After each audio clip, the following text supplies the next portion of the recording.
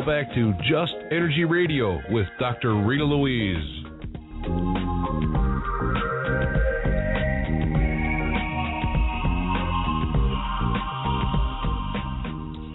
Hello, and welcome back to Just Energy Radio. I'm your host, Dr. Rita Louise, and thank you all for staying tuned to the second hour of the show. Oh my God, we have Philip Coppens back on the show. We're going to talk about his new book, The Lost Civilization Enigma.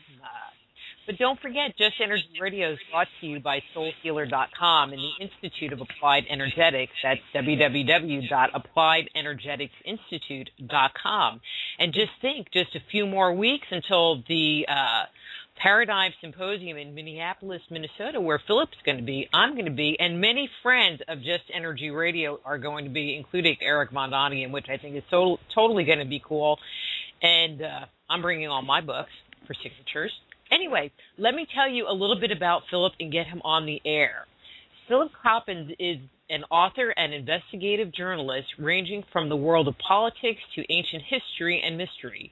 He co-hosts the Spiritual Revolution radio show with his wife, Kathleen McGowan, and is a frequent contributor to NEXUS magazine and Atlantis Rising magazine. Since 1995, he has lectured extensively and has appeared in a number of television and DVD documentaries, including Ancient Aliens, the series.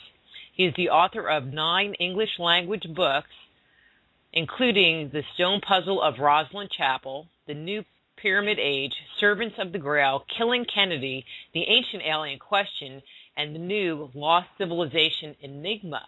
So please welcome to Just Energy Radio, Philip Coppens. Hey, Philip, how are you? I'm doing good, Rita. How are you? I'm great. Your new book, oh, my God, it is so good. I wish I had more time to just really dig through all of the information that you provide the reader. I just am always blown away at your level of research, and I can't wait to just start digging in and picking your brain for all this information, because this book just came out, correct? Well, it's actually still a work in progress. The official release date is October, but it is being handed around to various parties.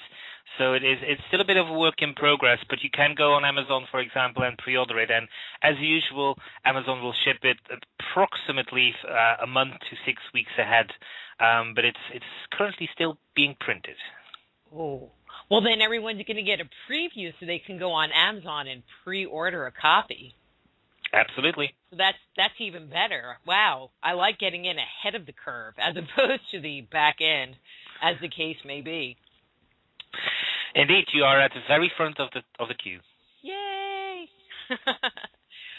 Let's start here, and I'm just kind of asking this in kind of an overall general sense, but history tells us that the pyramids of Egypt were one of the oldest and earliest massive building projects created by mankind.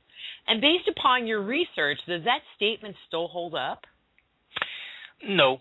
I mean, they're definitely one of the most beautiful things, like I think everything in Egypt, there's something about Egypt when you kind of go like, oh, it's so beautiful. And it is. It really touches upon, I think, our very soul.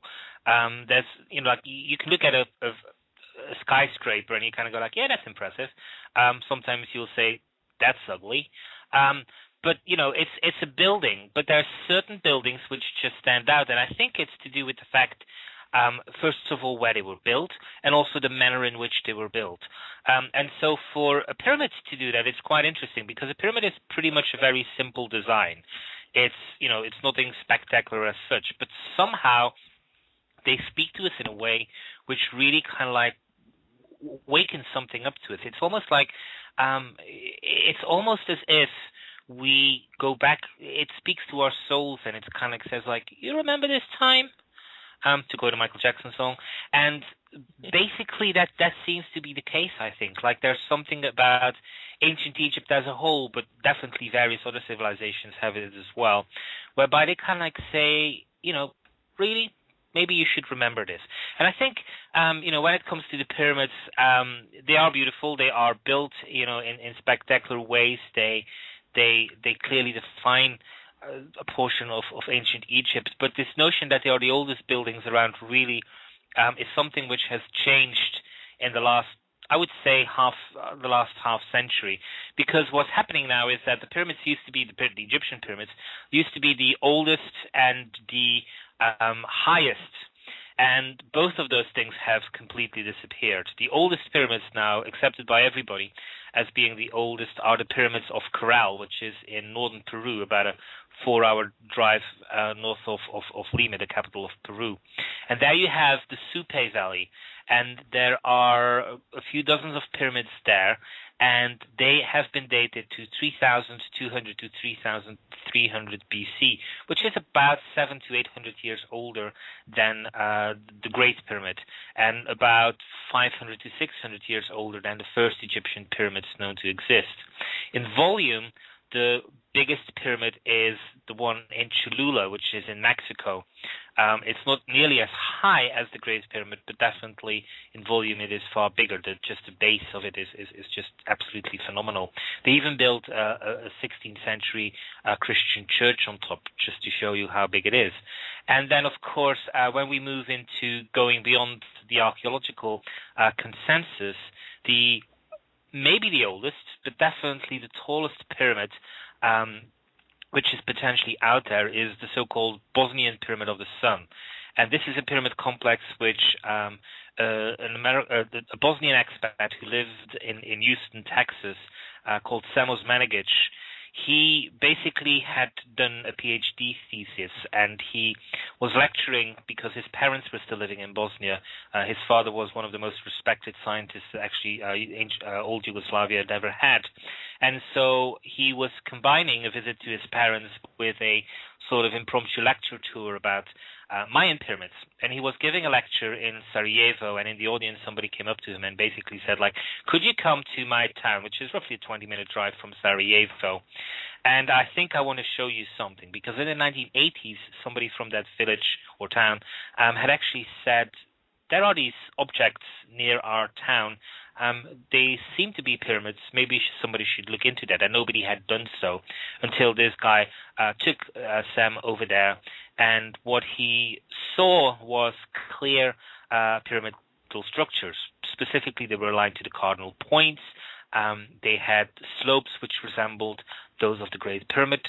And he basically had money available to ask for a first dig to show whether or not it was worth continuing in the investigation or not, and that came out positive in November of 2005. And so from 2006 onwards, he began to do excavations there and basically came up so far with very probing evidence which clearly shows that these structures are definitely man-made. As to their dates, this is something of a question mark. They're definitely very old. They could be 3,500 BC. They could be 6,000 BC. At this moment in time, it is really the quest is on, so to speak, to get the best available dating mechanisms. And it's interesting because what we have there in Bosnia is actually the oldest civilization in Europe. It's something which a very prominent archaeologist called Maria Gombatas, she called this Old Europe, and it's a civilization which is known to predate, for example, the Sumerian civilization, but it's also a civilization which is known to have cooperated with the Sumerian civilization. People who've been listening or seen stuff from Zechariah Sitchin, they will know that very early on the Sumerian period has got these very weird, almost like reptilian human beings, which the likes of David Icke and various other conspiracy theorists have actually interpreted as reptilian beings. But what they never point out is that this wasn't the development of the Sumerian people as such. It basically was contact between this area of the Balkan, former Yugoslavia, what is now Bosnia, Serbia. That area was this cradle of this old civilization known as Old Europe, and they made contact with the Sumerians. And this civilization began in 6,500 BC and completely vanished by about 3,000 BC. So it really predates the cultures of Sumeria and ancient Egypt. And we know that they were extremely advanced. And so the discoveries which are being made just outside of Sarajevo with the so-called Bosnian pyramids really seem to suggest nothing more or less that a very old culture which we know existed was also a pyramid-building culture. And to some extent, I guess that's something which we should have expected, because the Sumerians built ziggurats, which, by all intents and purposes, is a different name for a pyramid. So as such, it's not really that much of a rewriting of history, but the fact that that they were so gigantic definitely is something for the record books right now. I mean, we've had Sam on the show several times, and actually he came to Dallas. I mean, well, I guess Dallas isn't that far from Houston, and he and I had a nice long talk about his work and everything. And I just find it interesting with all of the data that he has accumulated from reputable scientists that he still has such a hard time for academia to give him, the little Dominus Nabisco, yeah, you've really found something. It is. I mean, and the opening sections of my book, The Lost Civilization, really go into that. In the early 1900s, there was a case in France, which is now known as the Glozelle case, named after a tiny village in France, Glozelle, where a farmer, Émile Fradin, in his field, fell into something. Began to do some excavations. Amateur archaeologists came, and the amateur archaeologist in charge of this excavation basically felt that what he was discovering was something which was going to recreate history. Basically, that civilization was going to be 10,000 years older than we thought it was. Now, a century ago, that has even far more impact than it is right now. Mm-hmm. Right now, it's still, if somebody were to say, hey, the oldest temple is 20,000 BC, as opposed to 10,500 BC Göbekli Tepe, that person would still be ferociously attacked. But back then, it really was upsetting everything.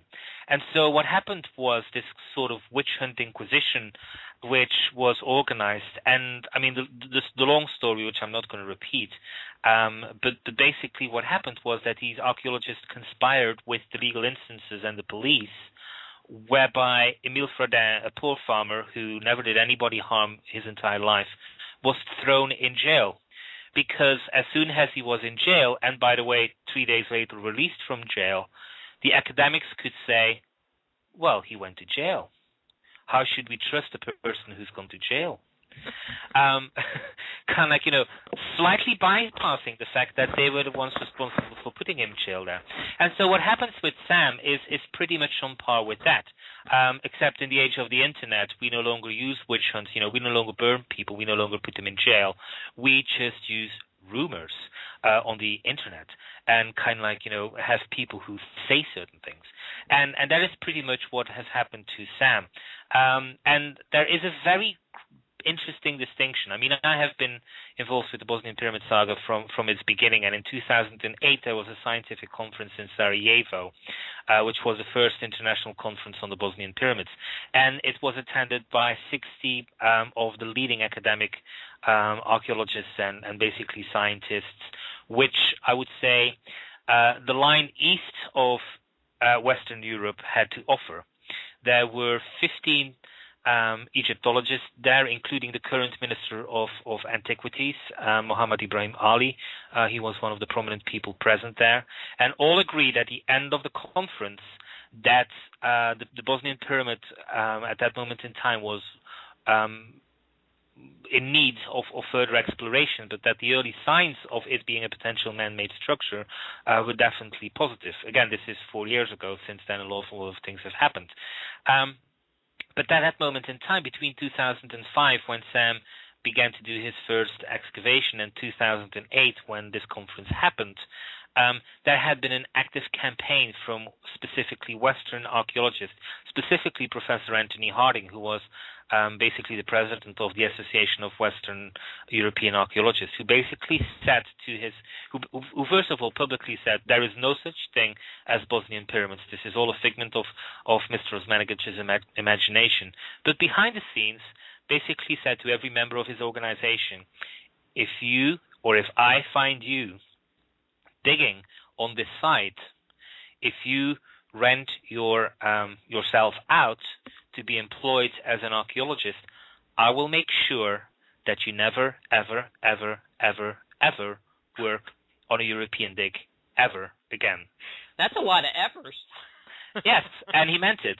And so as a result of that, you had not a single European archaeologist who was willing to risk his future career and at least 4 years of his student investment and his parents' money into taking the risk, which meant that at the 2008 conference, the conference had archaeologists from Egypt.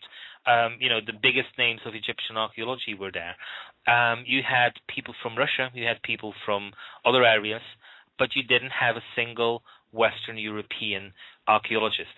And so how do the Western archaeologists report about these things? A, they either don't, or B, they basically say, well, we weren't there. Why do you ask us to comment about these things? We weren't there. And if it was important, why weren't we there? To which, Sam basically pointed out the email invitations and other letters he sent off to them, inviting them to this conference, where they basically didn't bother to come up or show up. And this is again, this didn't begin with Sam. It didn't begin even with Glozal. It has been happening for pretty much since the dawn of this game, whereby, I quite often, and it's somewhere in the book, we have, there was hundreds of years when Bishop Ussher had decided that the world was created by God somewhere, I believe in October, but definitely in 4004 BC. And I think it was the 26th. Okay. I joke around in my book, it was a Sunday.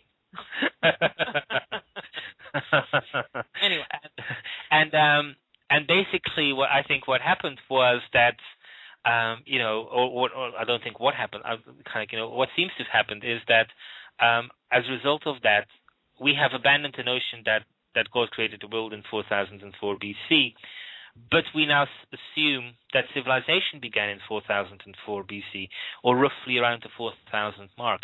And no matter what we do, no matter what qualified archaeologists are finding, for listeners who have children who are studying history in high school, if they have a book or a teacher, ask them where they begin, and they'll kind of probably say, well, somewhere with the ancient Egyptians. The Sumerian civilization is sometimes touched upon, but rarely. And does anybody ever get to hear about Jericho or Cataluyuk, which is 8000 BC? And does anybody really ever talk about Göbekli Tepe, which is 10,000 BC? No, it doesn't become part of the school curriculum, even though, professional archaeologists have pushed this back to the dawn of civilization to at least 10,000 BC.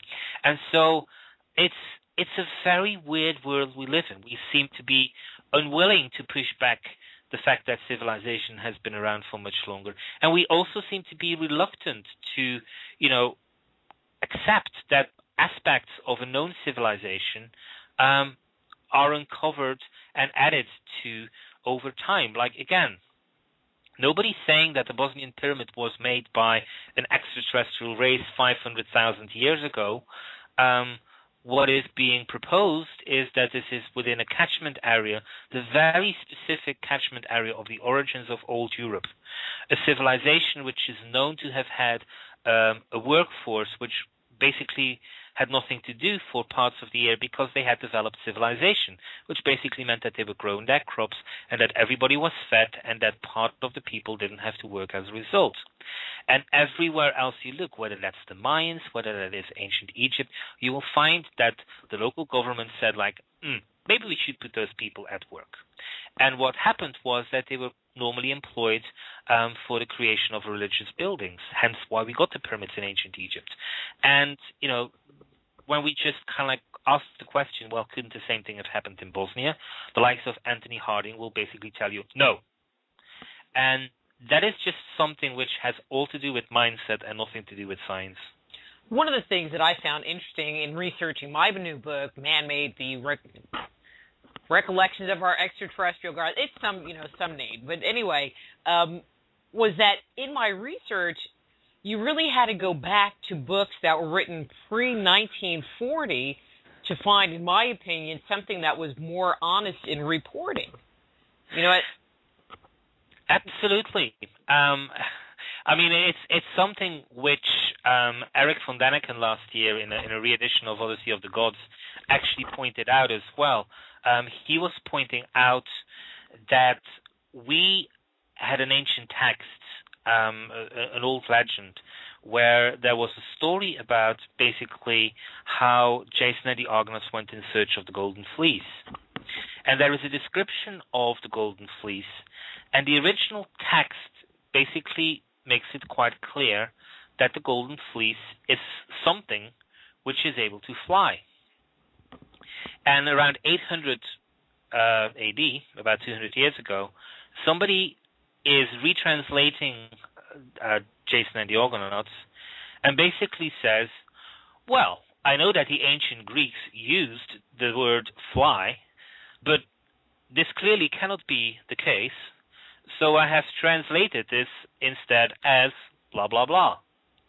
And for the last 200 years, we have been using a version of Jason and the Argonauts, which we think is a direct translation of the Greek, but it's completely reinterpreted by a dude 200 years ago who basically said, like, well, I know this word can't mean fly, so I've just changed it into something else because the something else is more appropriate to a culture which has no understanding of anything, which was his opinion about the ancient Greek civilization. And all of a sudden then, of course, the entire story of Jason and the Argonauts collapses as well, because you kind of wonder, like, so they went to the Black Sea to get a piece of fur?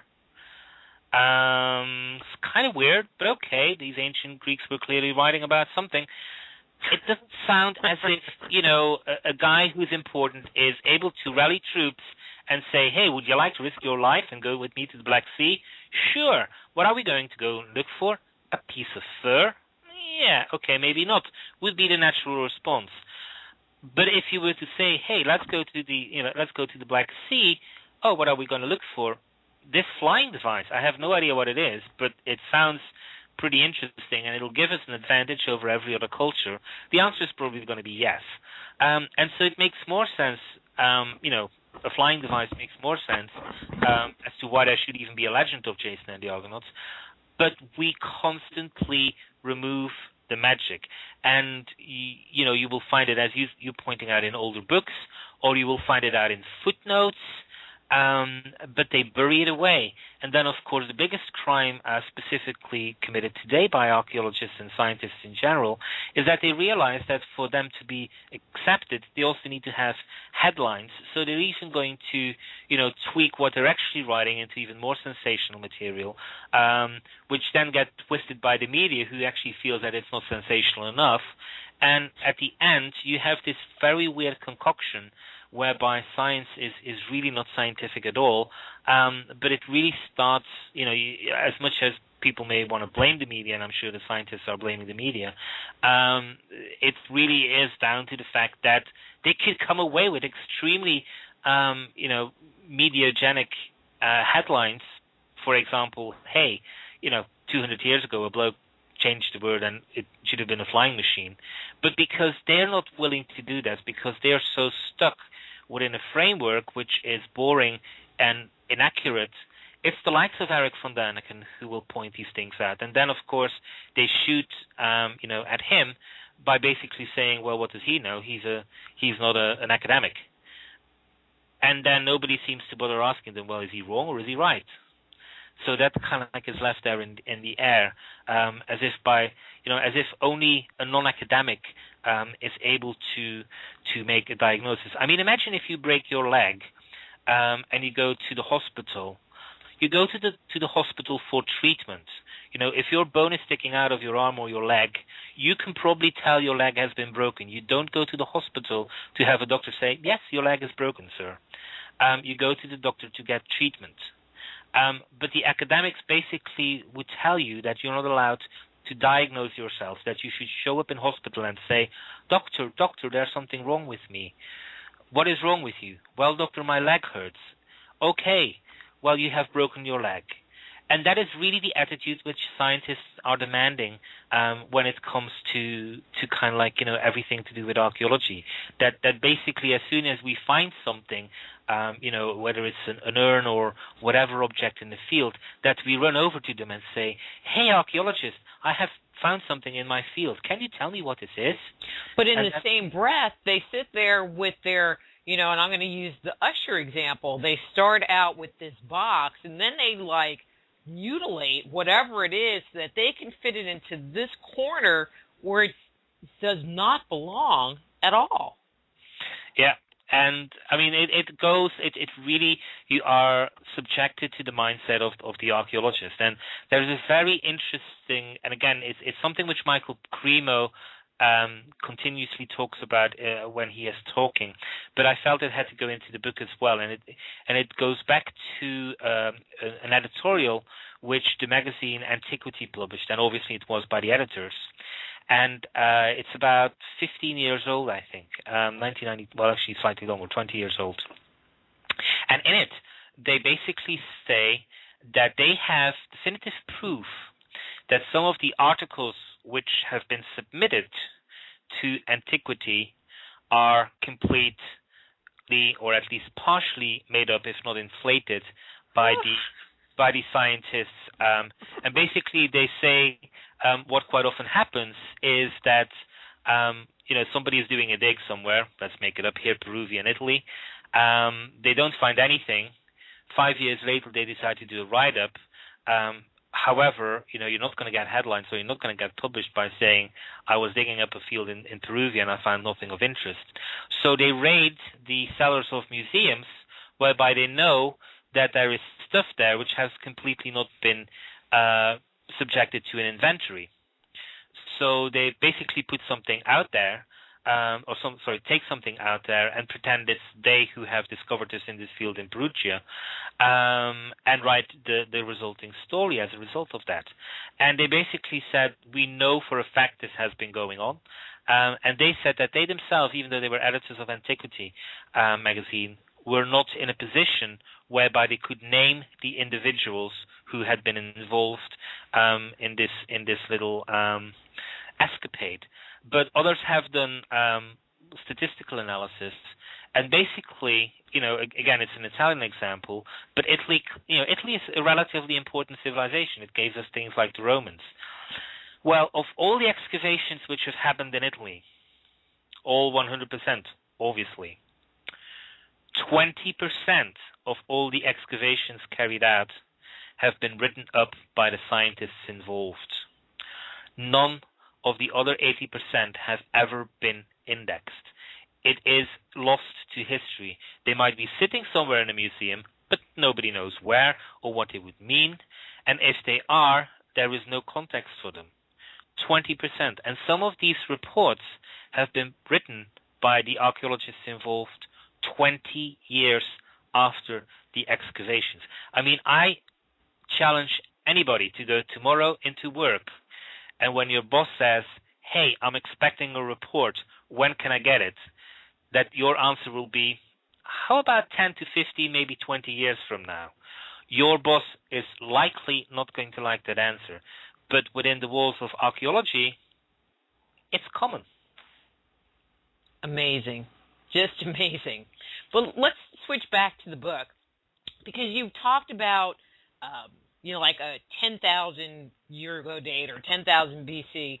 But how far back in time do you really think civilization goes? I mean, if Göbekli Tepe, was built in 9,500 BC, wouldn't civilization have to go back further than that? Absolutely. And it really, the answer is nobody knows. Clearly, there are certain signs. For example, Neanderthal man, 30, 40, 50,000 years BC, was burying their dead in a uniform manner towards the setting sun. That clearly shows some kind of belief, some kind of, notion, some kind of religion. There are other signs that there were, for example, interesting burials, but also the 10,000 12,000 BC mark is very interesting because it's the end of the last ice age. And what we have is pretty much everything of Northern Europe covered in ice before. When you look at the power of ice, in Scotland, for example, it's very visible. Scotland was covered during the ice age under ice. And throughout the entire ice age, these tremendously thick ice shelves, which were 2-3 miles high, just massively high, were grating over the land, and they changed rock formation. So imagine our ancestor building even a pyramid, let alone any wooden construction or human remains.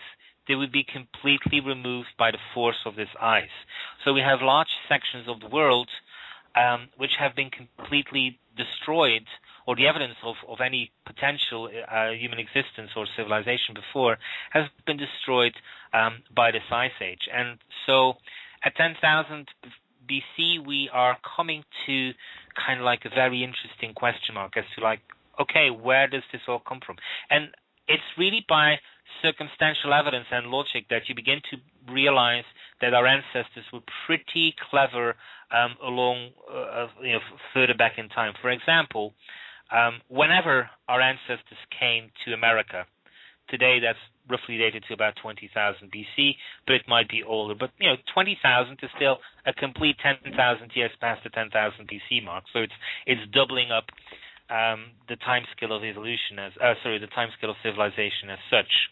Well, in 20,000 BC, our ancestors arrive in the New World and clearly have a system of astronomy. They have mapped the skies. They speak about constellations, which happen to be identical to the constellations of the old world, like Orion, the Pleiades, everything. And that is of interest because clearly there are thousands of stars in the sky. They are or can be grouped however much you want to. Certain things stand out, like Orion's belt. Yeah, if you were to group them, you would probably group them. You might go as far as say, okay, Orion as such, but definitely parts of Orion, like the arch kind of like aspect of it, is definitely not something which you would expect every culture to link with Orion if they were developing it independently of each other. Yet we find that every civilization, even if they were separated for thousands of years, have mapped and specifically grouped the stars identically, which suggests that our ancestors, 20,000 BC, had already done this. And so when our ancestors leave from what I would assume to be the old world to the new world, though it could be the other way around as well, they really kind of like, had already done that. And it's circumstantial evidence like that, which basically, begins to push further and further back. I think we're probably going to find, that civilization as we know it was around from as soon as we were around. That within a few thousands of years, 35,000 years ago or so, civilization began slowly, step by step. And that really, the last thing which we will see are the buildings. And the buildings basically will completely rely on the fact that they might be located in places where A, there was no ice age, and B, where they survived. Do you think that these very old and ancient finds, or even what you were just talking about with the knowledge of astronomy, was the work of man and mankind, and I'm using those words very specifically, or perhaps that there was something else involved? I don't think they were of man and man alone. I think there were definitely other factors involved. At that moment in time, 35,000 BC, or even 20,000 BC, there are still headlines, including recent headlines, which basically kind of like say, did Cro-Magnon and Neanderthal ever procreate? It's a question in which scientists are still debating, and half of them say yes and the other half say no. There is no definitive answer because there are so few things to go on that we simply don't know. But we do know that our ancestors, when it comes to the question of did we walk the path of civilization alone, their answer always was no. The Incas said that they had a civilizing deity, Viracocha, who basically helped them along the path of civilization. The Mayans said the same thing and called their civilizing deity Quetzalcoatl. Pretty much both of them appeared out of nowhere, civilized them for a period of time, and disappeared into nothingness.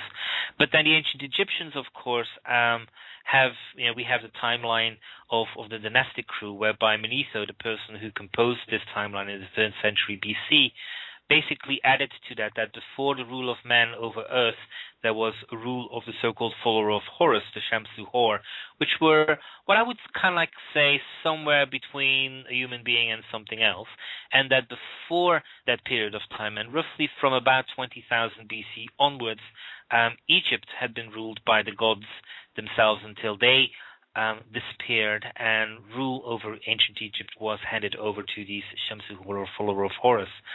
So definitely there are all of these cultures across the world who speak of what I would non-denominatively describe as non-human intelligences, who came along and helped them along this path. When it goes even further back than that, were they there at 35,000 BC? At this moment in time, we really have no idea.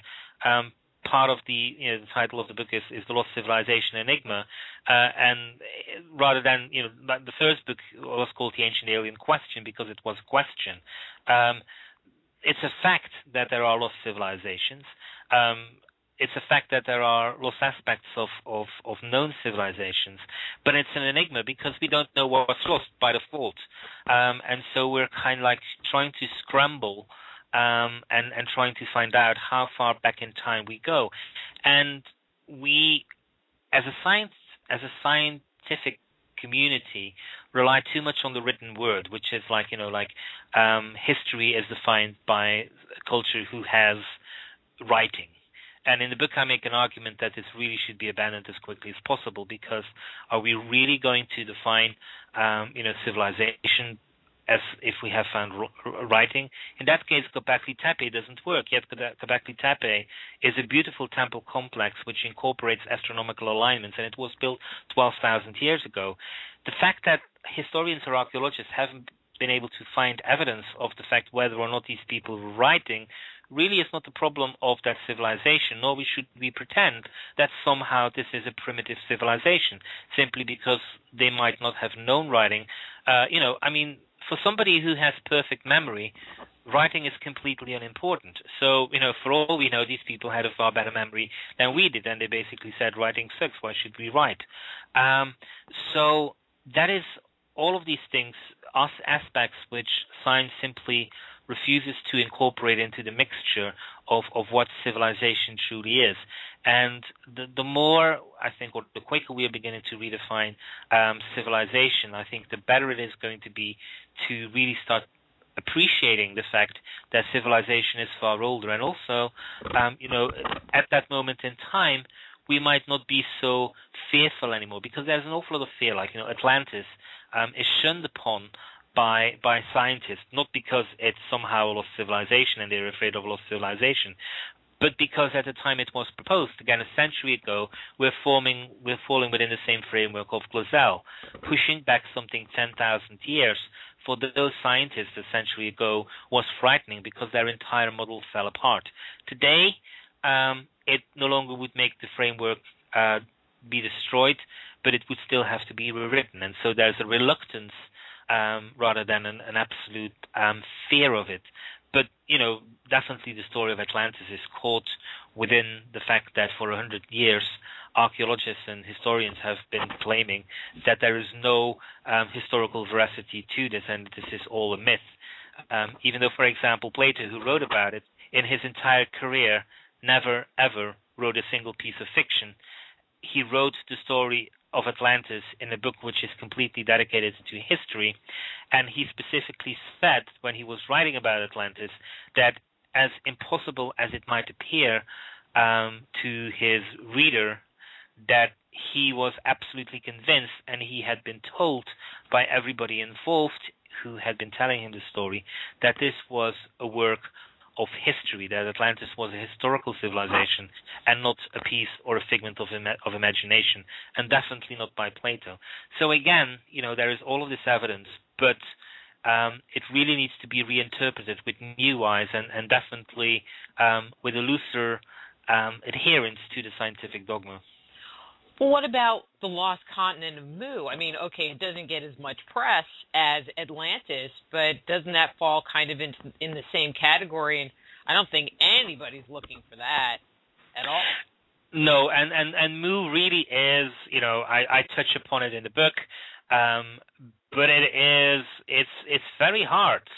The best available evidence for its existence is that about a century ago, and this is a story I laid in the book, James Churchward was traveling through India, came across people who were telling him the story, that he began to do examinations of the story, that he spoke with the leaders of exploration, both of India and science as a whole, for pretty much 2 decades, and that he then wrote the story down in his first book about Mu, and then he followed up with a number of other books.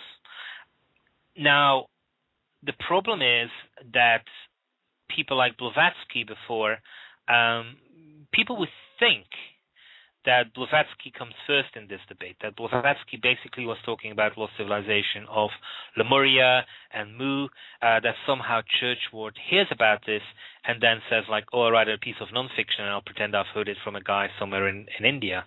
But when you trace down or back the story of Churchward, you're actually realizing that Churchward came before Blavatsky, and that Blavatsky, heard about what Churchward was talking about in private and decided, I wouldn't say cash in, but definitely to write up about it and make it part of her doctrine.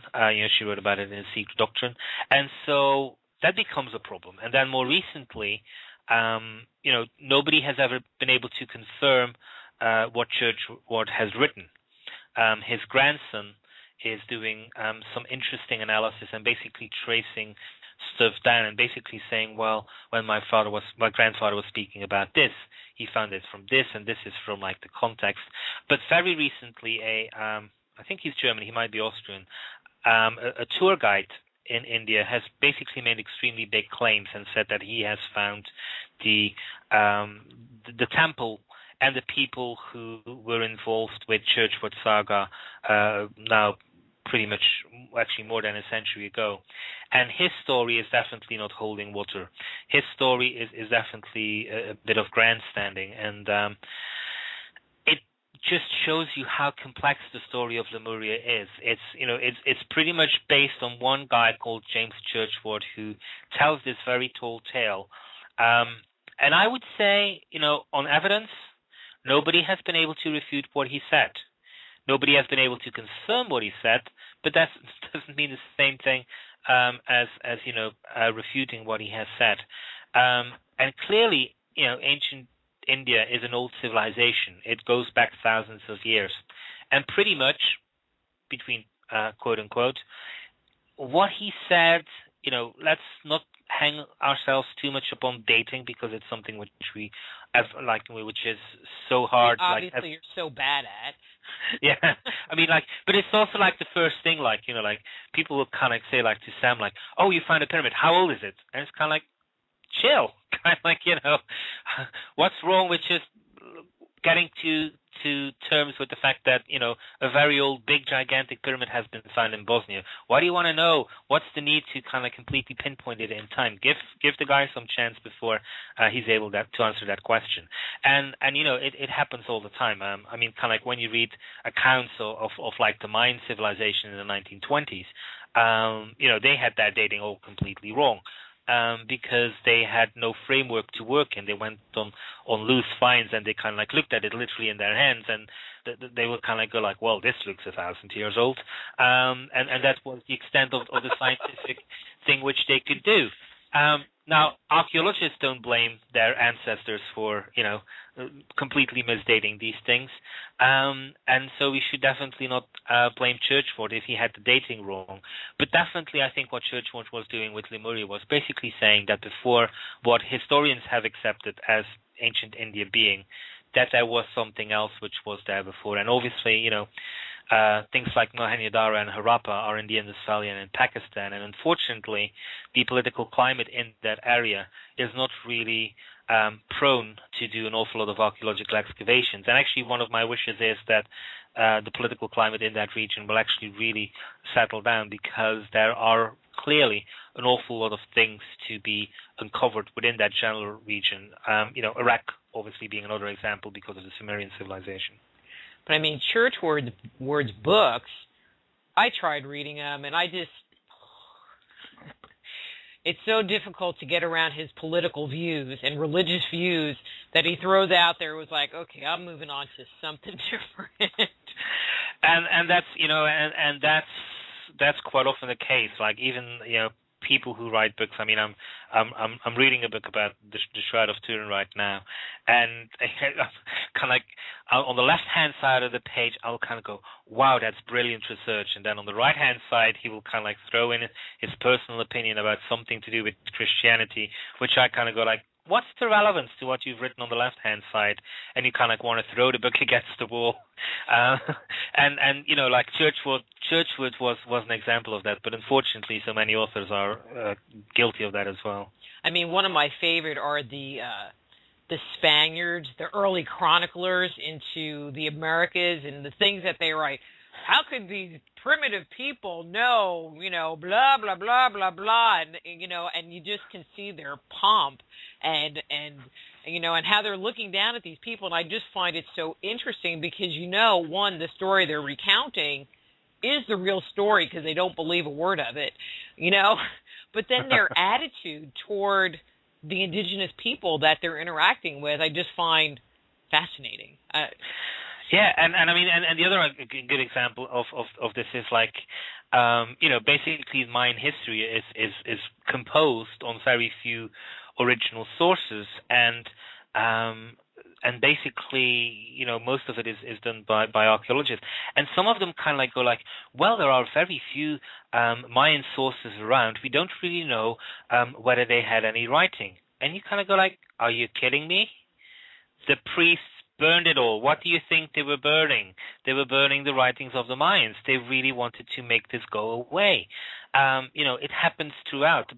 Why do you think the Library of Alexandria was burned? Why do you think a Chinese emperor in 200 AD burned all the books which had been written before him? And he basically, he was very open about it. He wanted civilization to begin with him. He had gotten it into his head that everything before him was not important and that he should be considered forever after as the start of civilization. And do you know what? He got away with it because the scientists basically say that there is no written historical evidence from before this dude, so they've labeled him the start of civilization. It's just simply amazing. Simply amazing. Philip, we have, looking at the clock, probably about 5 minutes, and I want to touch on one last little thing. So I had Brian Forrester on a few weeks ago, and we were talking about, he's the elongated head guy, and, he had just come back from Rapa Nui talking about how Easter Island is the center of the world and how Cusco is the center of the world. And you talk about how, it's Delphi, is the center of the world. And there are all these places that are the center of the world, which kind of seems impossible in the big picture of things. But the question I have for you, because I know that you really look all over the world, have you found a correlation between ancient societies and these cultural claims of being the center of the world? Yes, and I mean, every civilization had its own center of the world. And, like if you were to ask me what's the center of my universe, I would say probably my wife and kids. The next person would say the same thing about their family. And, it's true. They're not mutually exclusive. But, I don't think there was an ancient competition whereby they were vying for the position of having the central of the world. I really think it was something which was, unique to their civilization, and they were going to tell you that it was the center of their world because it was.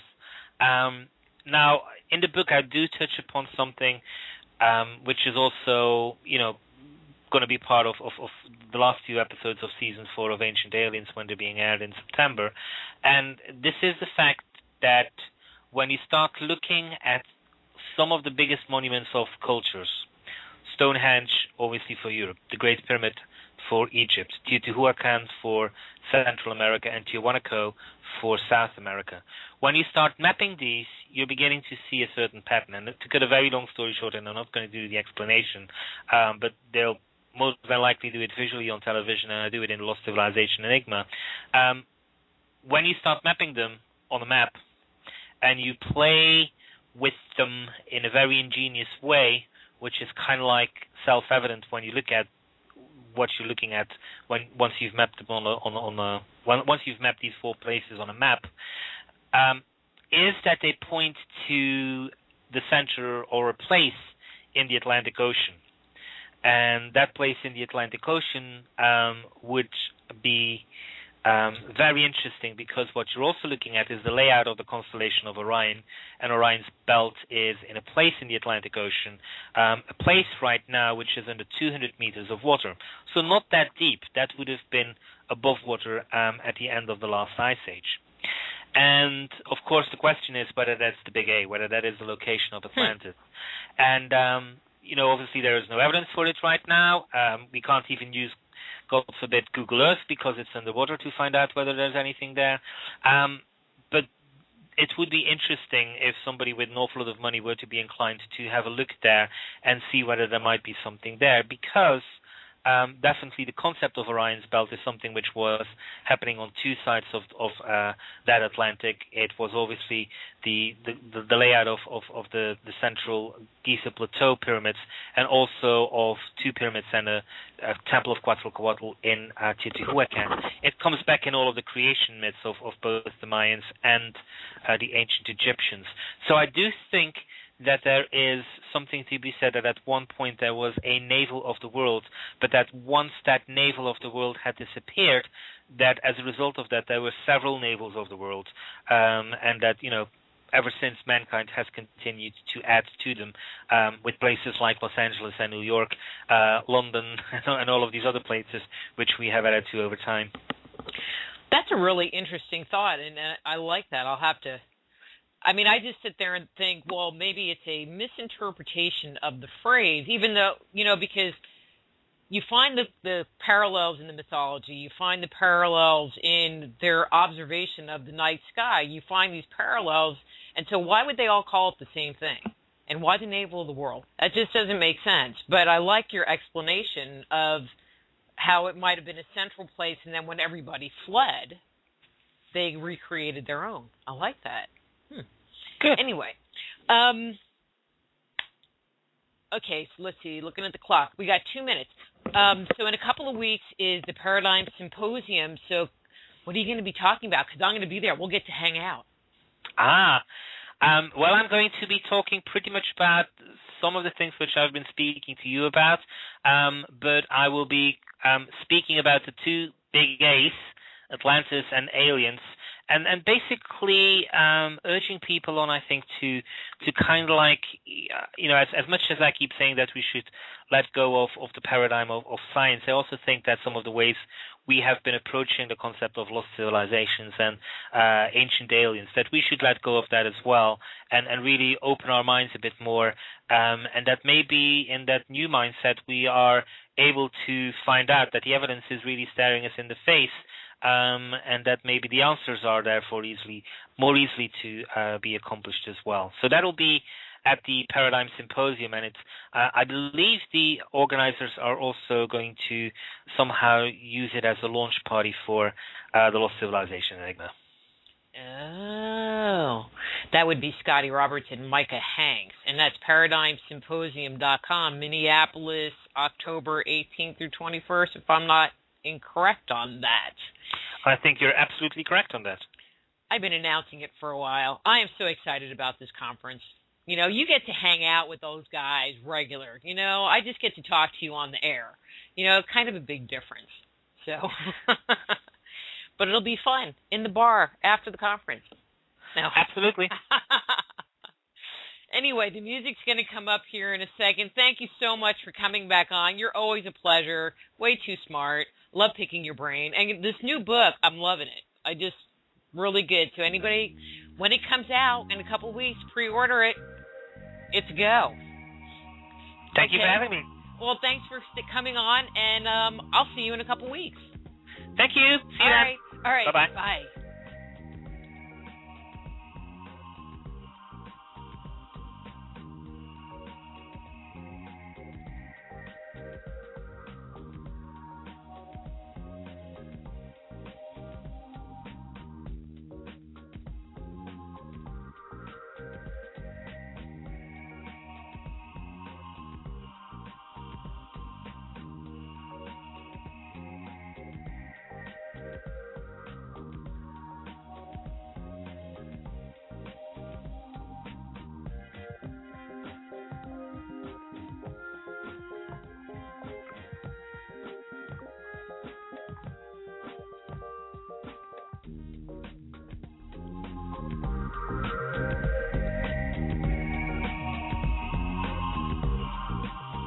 Join host Dr. Rita Louise each week at this time for Just Energy Radio. Point your browser to www.justenergyradio.com for more show information and to contact Dr. Rita.